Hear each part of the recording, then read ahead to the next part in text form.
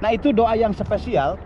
Nabi Ibrahim alaihissalam memohon kepada Allah Subhanahu wa taala agar Allah mengutus dan melahirkan dengan takdirnya, dengan qadarnya, agar di bumi Mekah ini lahir seorang nabi di akhir zaman. Makanya Nabi Muhammad SAW lahir pada tanggal 12.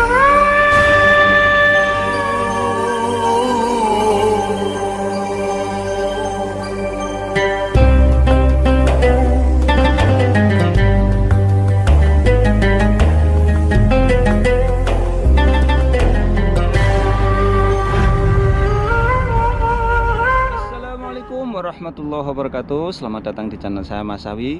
Kali ini saya bersama teman-teman dan kali ini saya akan membahas tentang tempat-tempat yang sangat bersejarah dan ada nilai historis, ada nilai sejarah yang sangat tinggi. Khususnya ini adalah di sekitaran Masjidil Haram, tepatnya di atas gunung. Dan di sekitaran sini banyak sekali gunung-gunung yang bersejarah. Salah satunya adalah Jabal Anbiya. Dan saya ditemani oleh Ustaz siapa nih? Farid Rizky 25 dan Umar Baden. Dan ini Solehin Syahraini. Salikin Syarani dan ini Duden Abdus Salam. Ini adalah para mutawif yang biasanya itu membawa jamaah umroh. Saat ini mereka sudah lama nganggur, kemudian saat ini saya ajak mereka untuk berkeliling membahas tentang tempat bersejarah yaitu Jabal Anbiya. Oke, nanti silahkan mampir ke channel mereka. Mereka juga mempunyai channel YouTube. Seperti biasa, sebelum melanjutkan menonton video ini, silahkan like dan subscribe untuk melihat kabar-kabar terbaru yang ada di Arab Saudi ini, wabil khusus yang ada di kota Mekah Al Mukarramah. Oke, saat ini saya berada di atas gunung. Tepatnya ini adalah Jabal Anbiya. Jabal Anbiya itu artinya adalah Jabal itu gunung, Anbiya itu para nabi. Dan Jabal Anbiya itu sendiri mempunyai nilai sejarah. Ada nilai sejarahnya karena sesuai dengan namanya adalah Jabal Anbiya. Dan menurut riwayat Jabal Anbiya itu dulu pernah banyak ditempati para nabi. Dan seperti inilah ini kawasan Jabal Anbiya. Dan kalau kita lihat, kalau bentar, tahu Ustadz Ube itu artinya Umar Baden. Ini channel YouTube-nya Umar Baden. Alhamdulillah. Nah, jadi di sana itu juga ada gunung. Itu gunung atau Ustaz? Banyak orang yang menyebut, terutama penduduk di sini, ya, bahwa yang nampak di depan kita ini adalah Jabal Khondamat atau Bukit Khondamat. Ada nilai sejarahnya juga. Tapi saya belum pernah mendengar kalau tentang Khodamat. Iya. Tapi kalau dinilai dari sisi arti atau makna Khodamat, artinya Khodamat itu pelayan. Pelayannya. Ya mungkin di sini dulu juga banyak perumahan-perumahan sebagai pelayan atau pembantu Masjidil Haram atau yang bermukim di sini yang mempunyai majikan orang Arab. Ya, mungkin gitu seperti ya. itu. Wallahu a'lam bishawab. Wallahu a'lam, tapi itu kurang apa ya? Menurut riwayat kurang masyhur. Kurang masyhur ya. Kurang masyhur. Yang insya Allah yang lebih masyhur nanti ada lagi Jabal Anbiya. Dan kita lihat, nah, ini lokasinya seperti ini. Ini di bawah dan kita ini berada di atas gunung ini. Ini para asatid ini. Saya bilang ini para asatid, para mutawif yang biasanya ini membantu para jamaah umroh, kelancaran jamaah umroh, jamaah haji.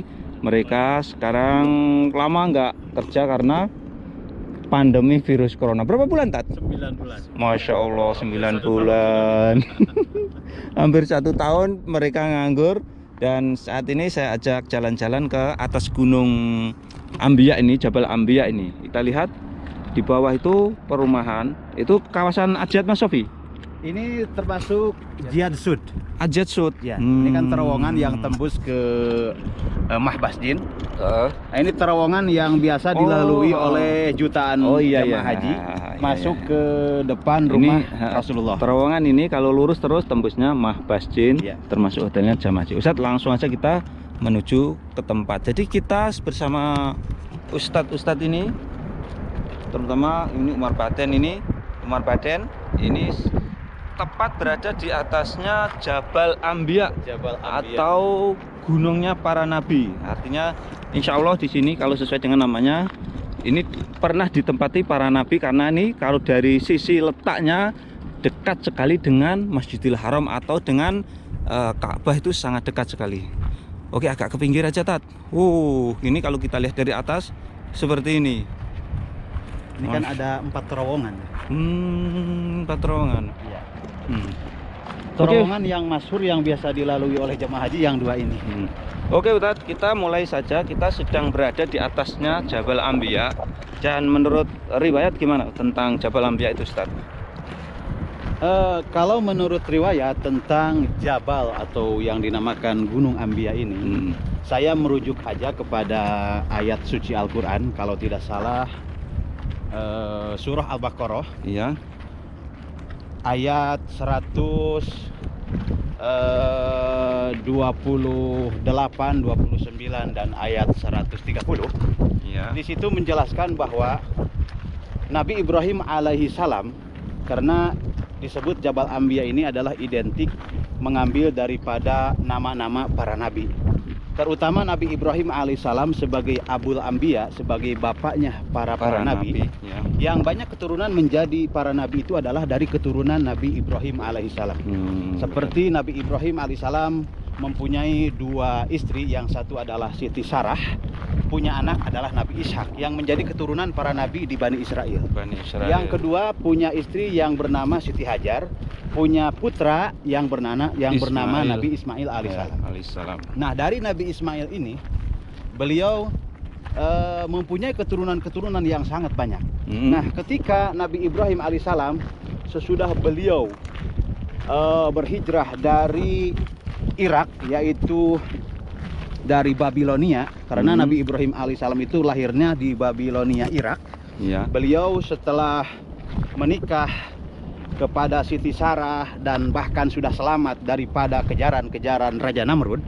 Pada waktu itu sudah selamat dibakarnya gitu kan. Iya, betul. Sesudah diberikan risalah kerasulan oleh Allah Subhanahu wa taala, Nabi Ibrahim alaihissalam berhijrah ke kota Palestina atau ke Yerusalem. Nah, setelah itu beliau juga berhijrah, berdakwah, diperintahkan oleh Allah Subhanahu wa taala ke negeri Mesir.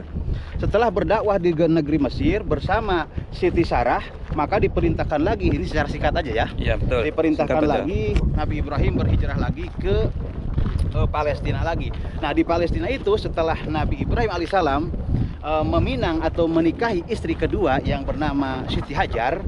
Nah, di situ ada kecemburuan dari istri yang pertama, yaitu Siti Sarah.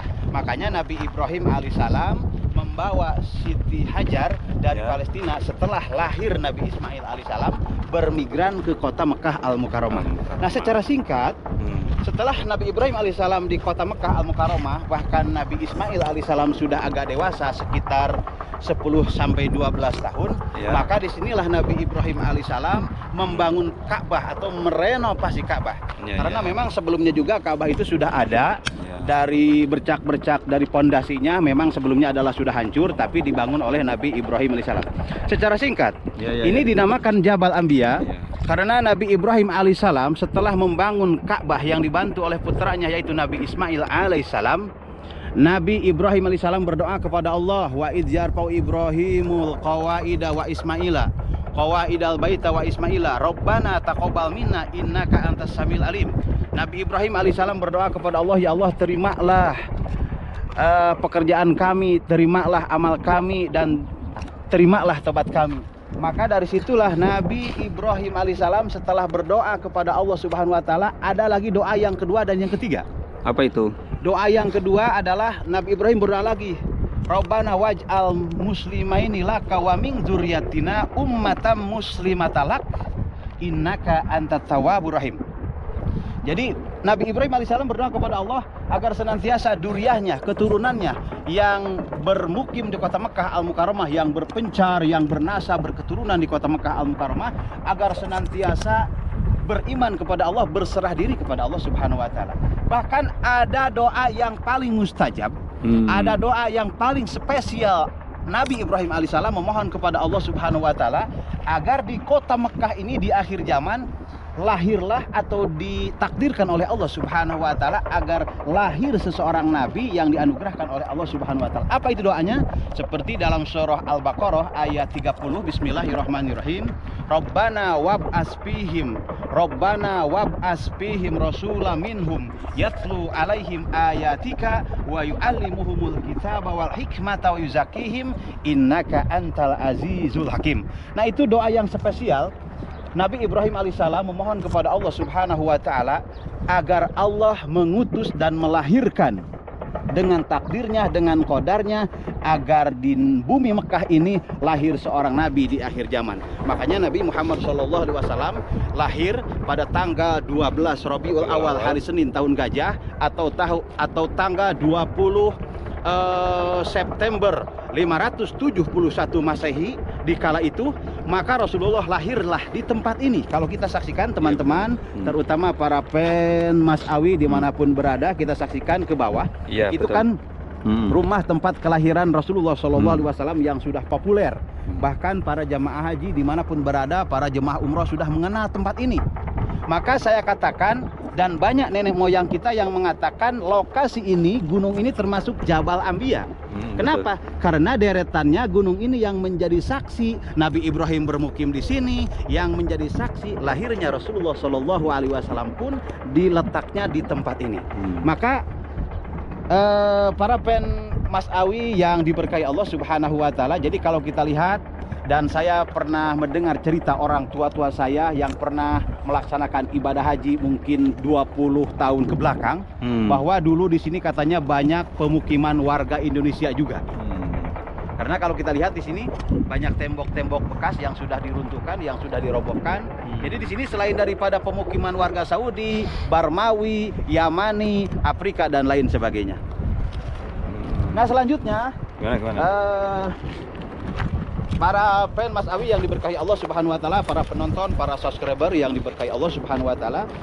Jadi memang kalau kaitan dengan riwayat, ya, secara real saya belum pernah mendengar, tetapi secara real ayat Allah Subhanahu wa taala telah menjelaskan seperti ayat yang tadi, di bumi inilah nabi dilahirkan, di bumi inilah rasul-rasul yang mempunyai jasa besar, terutama Nabi Ibrahim alaihissalam.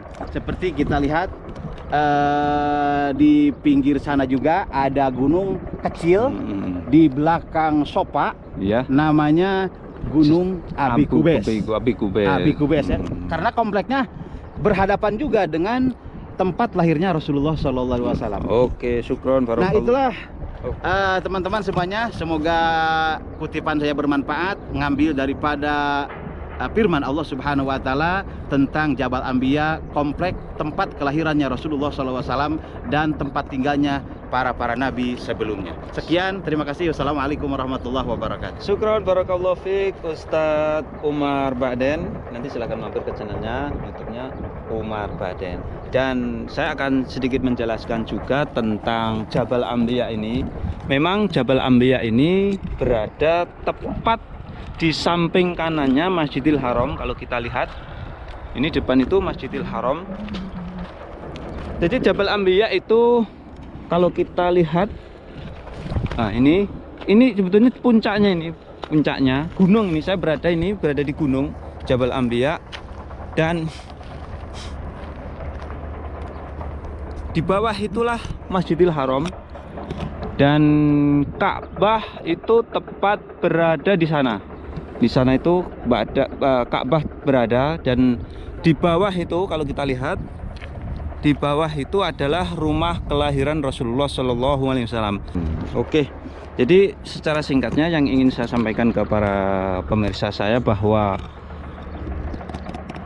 di sini ada yang namanya Jabal Ambia, tepat saya berada, dan teman-teman ini, Umar Ba'den, ini siapa? Rizky Farid Rizky 25, dan Ustadz Solikin Sahraini, dan ini Ustadz siapa?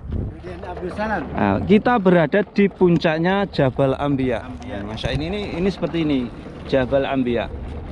Kalau dilihat dari bawah ini cukup tinggi sekali. Kalau kita lihat, ini adalah Jabal Ambia. Ini ada nilai sejarahnya sangat tinggi sekali.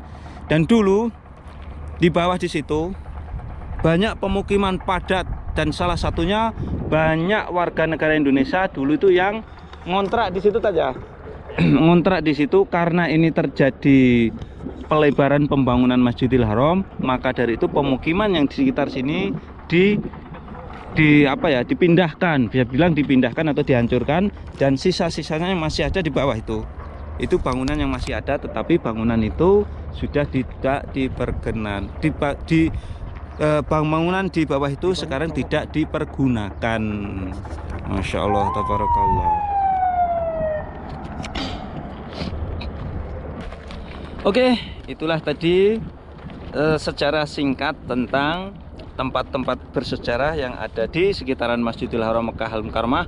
Khususnya yang kita bahas dengan Umar Ba'den ini adalah Jabal Anbiya, dan ini adalah sangat bagus sekali sebagai umat Islam. Kita harus mengetahui tempat-tempat sejarah yang khusus yang berada di sekitaran Masjidil Haram. Biasanya jamaah umroh atau jamaah haji yang mutawifnya kurang penjelasannya kurang detail. Ini tadi sudah dijelaskan secara detail oleh Ustadz Umar Ba'den.